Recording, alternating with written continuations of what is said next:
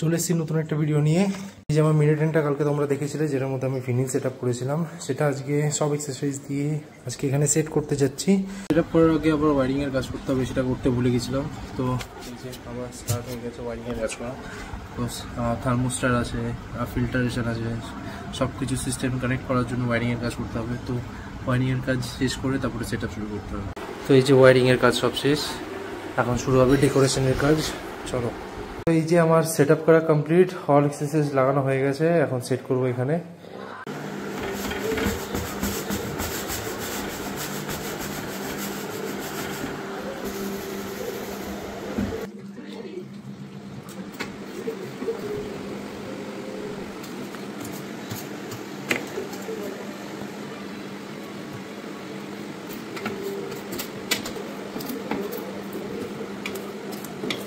যে এতক্ষণে যুদ্ধের পর এই হলো সিম্পল ডেকোরেশন রেখেছি।